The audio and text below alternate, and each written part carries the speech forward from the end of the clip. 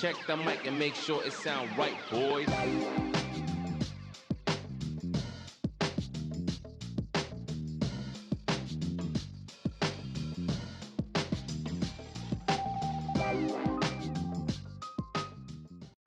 Друзья, всем привет! Вы на канале Автовеста. Сегодня я хочу с вами поговорить об одной из самых таких докучающих проблем владельцам автомобиля Lada Vesta. Это скрип тормозной системы, а именно скрип передних тормозных колодок, в моем случае Lada Vesta SV. Итак, автомобиль проехал уже 32 тысячи километров, и уходя от дилера, от заводской гарантии, я все-таки решил докопаться до сути. Все мои требования и обращения к дилеру сводились к одному, что это нормально. Lada Vesta скрипела, скрипит и будет скрипеть. Катайтесь и ни о чем не парьтесь. Но мое, так сказать, мнение по этому поводу, никак с их мнением не клеилось. И я все-таки решил решить эту проблему. Записался я на СТО к ребятам заранее, как обычно, и меня уже сегодня в час дня ждали. Как только я приехал, загнал автомобиль в бокс, и ребята сразу приступили к работе.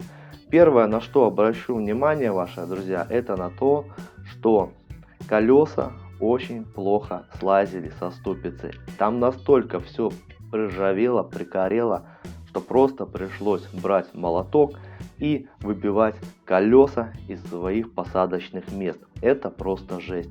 Это просто ужасно. Настолько качество металла низкое. Далее, когда были сняты два передних колеса, картина перед нами открылась просто ужасная. Было выбито, наверное, полкилограмма ржавчины со всех вот этих вот мест прикоревших, которые обросли прям на суппорте, на скобе, на направляющих. Там все было просто вот в ужасном состоянии. И приступили к работе. Итак, колесо сняли, открутили скобу. Перед этим посмотрели, что все направляющие ходят просто исправно. Посмотрели сам тормозной цилиндр. Он тоже был просто в великолепном состоянии. Все ходило, все работало изумительно. К этим деталям нареканий нет. Но колодки намертво стояли, просто намертво. Они ни разу не снимались за 3 года эксплуатации. И это все прям по-живому доставалось. После того, как они были извлечены из своих мест, все элементы, все детальки были почищены, пошлифованы, приведены в хорошее состояние. Все было смазано, перемазано и собрано на свои посадочные места. Но я вам скажу, что проблема вот эта могла бы повториться снова и снова, если бы мы не сняли вот эту окалину на тормозном диске. Как вы видите, его состояние просто ужасное. Машина, повторюсь, проехала 32 тысячи километров. По сути, новый автомобиль, который прошел обкатку, уже требует замену тормозных дисков и колодков. Но посовещавшись с ребятами, мы решили, что 1020 это все еще проедет, и потом нужно будет срочно это все заменить. Но будем наблюдать, возможно, придется менять и раньше. Кстати, напишите, друзья, в комментариях, на каком пробеге вы поменяли свои колодки и тормозные диски на Lada Vesta. Очень интересно почитать и услышать ваше мнение по данной проблеме. И дальше ребята начали все собирать на место. Меня попросили присесть в автомобиль, завели двигатель. Машина начала работать на первой передаче. Ребята подставили напильнички и убрали весь вот этот вот ржавый налет, вот эту вот прям окалину с диска. И в принципе более-менее все стало выглядеть уже хорошо. Другая проблема то, что колесо не стало становиться хорошо на свое посадочное место. Сняли тоже ржавчину, и колесо село на свое посадочное место. Опять же, это проблема. По моему наблюдению, время, потраченное на ремонт, составило где-то 1,5 часа. То есть ребята не сидели, они работали, и вот где-то за 1,5 часа все было приведено в порядок.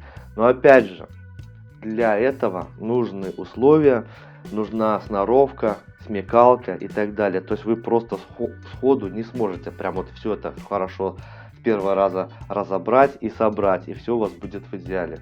То есть, если вы не мастер там на все руки, да, у вас нету там дня свободного времени на эти работы, то, конечно же, придется вам, как и мне, поехать в сервис, заплатить денежку, и вам все грамотно сделают специалисты. Я за то, чтобы каждый занимался своим делом, я за то, чтобы к работе относились профессионально и серьезно, потому что тормозная система, она не прощает ошибок. Если вы туда, так сказать, влезли на свой страх и риск, то вам возить себя, детей, свою семью, и все-таки стоит доверить эти работы профессионалам, как я и поступил. Итак, если вам интересно, сколько мне обошлось это все в белорусских рублях, данная работа, напишите в комментариях, я вам отвечу, расскажу. В целом цена приемлемая. Итак, друзья, спасибо, что были со мной на моем канале, посмотрели ролик до конца, не забыли поставить лайк, написать комментарий в поддержку канала. И всего вам самого хорошего, до скорой встречи, увидимся с вами в новых роликах на моем канале. Всем пока-пока, до скорой встречи.